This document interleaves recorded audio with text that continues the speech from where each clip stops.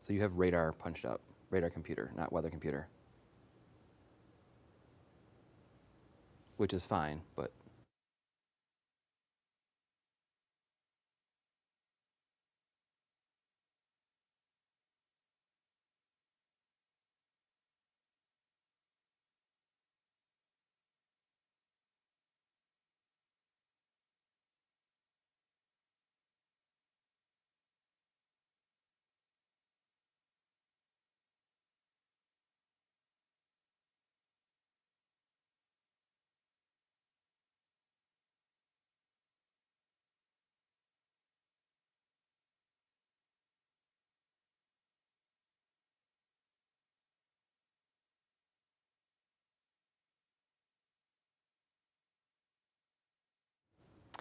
All right, thanks for joining us here in our streaming coverage of this latest snowstorm here impacting all of upstate New York. I'm meteorologist Josh Kozlowski. We want to give you an update here on what's going on with the snow we've already been seeing, what's happening right now, and what will be happening here for the rest of the night. First off, of course, we got the big picture showing you again the Northeast like I was doing for you last night at this time. We have an area of low pressure, broad one with snow, but also mix and rain down towards, say, New Jersey, Delaware, Virginia, Maryland as well, and just offshore of Long Island. But notice we are now kind of more than halfway through the snowstorm. It's kind of ending here very shortly. Let's get over to some video that I took earlier today. If we can take this full screen. This was driving into the news station this afternoon, say around 12:15 here. This is 690 East. And you can see at least they had one solid lane plowed, but moving only maybe 35 to maybe 40 miles an hour. The visibility was knocked down quite a bit, especially as I got closer to downtown Syracuse. You can see that fuzziness in the distance there. That's not usually what happens when I drive into work. How about some snow reports here? Let's get over to those. And again, these are only a handful. These came in around 4:30 this afternoon. We've got more coming into our office here. Snow reports anywhere from Sullivan, 8.5 inches, Lakeland at 8, Vernon, 7.5, DeWitt at 4:20 p.m., 7 inches, Union Springs had at least 6.5, Homer at least 5.5, and our weather deck is well above 7 inches by this point. Now to the radar. I want to show you full screen, actually back to me on screen here. Let's go to live triple Doppler, sponsored by Charles Heating, Air, Plumbing, and Electrical. You can see here the white zone across the Finger Lakes, some lighter snow, the blues, kind of a steadier, moderate snow, and yellows, maybe near Oswego and just north of Baldwinsville. There are some heavier rates of snowfall on occasion. And I want to show your attention just southwest of our area. Notice there's a gap in the snow amount here. That would be where the snow is shutting down partially or temporarily here.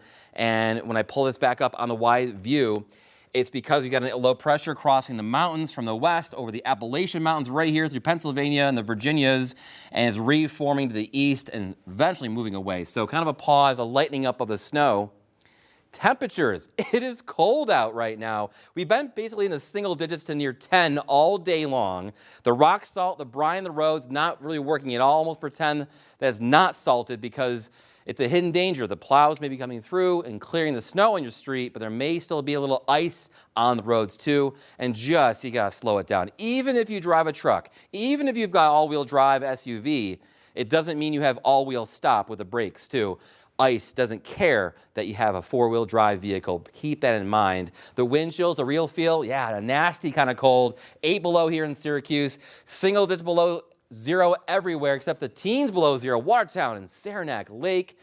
And from here on out, I'm going to toss it over to meteorologist Peter Hall, who's standing by out on the weather deck to give us real-time conditions about the snow, the cold, and to give us more on the forecast as well. Pete, how you doing out there? Yeah, I'm just getting rid of some of this snow. You know, good news is that the snow is a really dry snow, Josh. Yes. Because the air is so cold, we're still in the single digits. So in that regards, it's a little bit easier to clean up. But like you just mentioned, the salt or salt brine mixture, I got this, by the way, well over my head because of the wind chills that Josh mentioned. I want to make sure when I'm out here that I'm not going to get frostbite. But the point is, with those temperatures, it's like driving, even when the snowplows go through and put the first bit of salt down, if they don't go by multiple times and it stops snowing, which it's not, at least in the short term, it's like you're driving on a cross-country ski slope.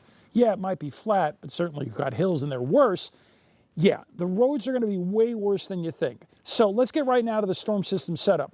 Josh was mentioning about the snowfall. We still think we're right on course and right on track for us to see the worst of this to continue through about midnight. So while there may be some variations between light and moderate or steady snow from place to place, after we get through midnight, a lot of this is going to completely shut down, meaning just a very light snowfall as opposed to the widespread snow that we're seeing right now.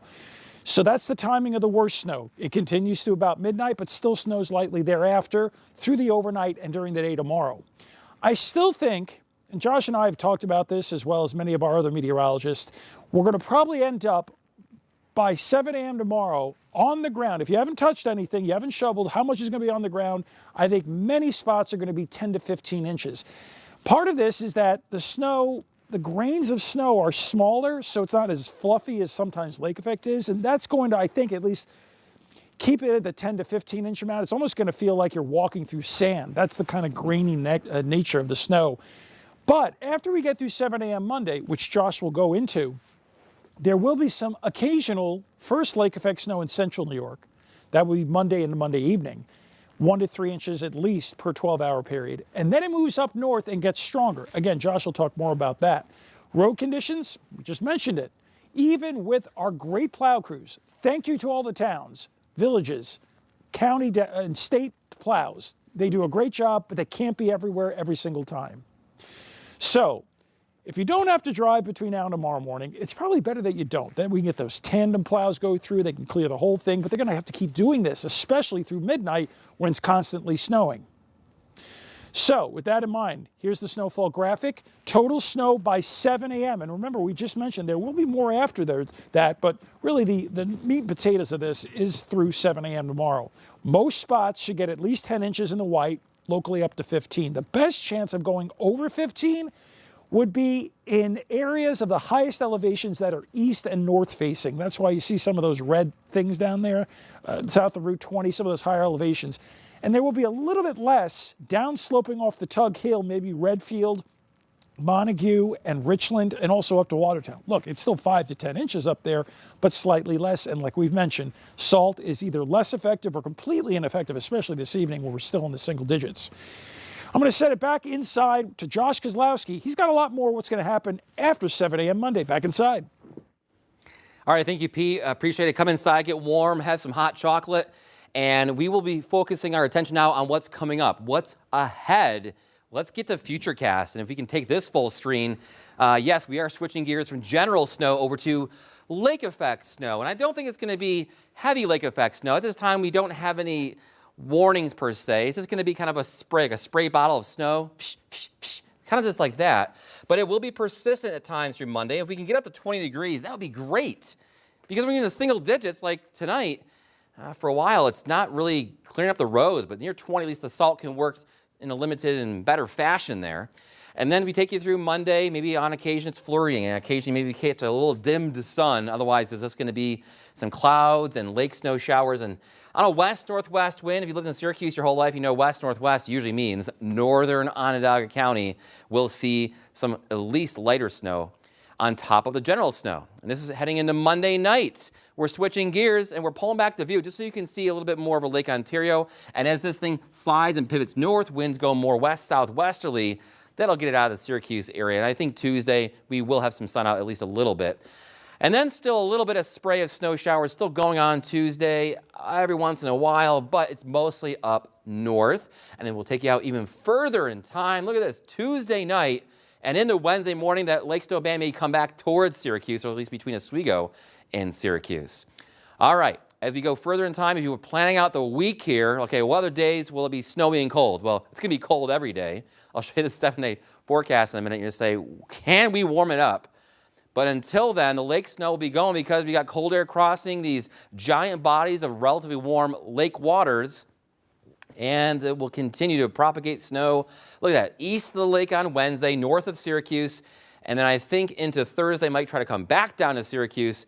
Just a rough end to January. If you do not like snow and cold, and at times the roads will be greasy, icy with temperatures at night in the single digits. So This is probably what a snow lover's dream is. This end of the month of January with temperatures by night, sometimes spots, below zero.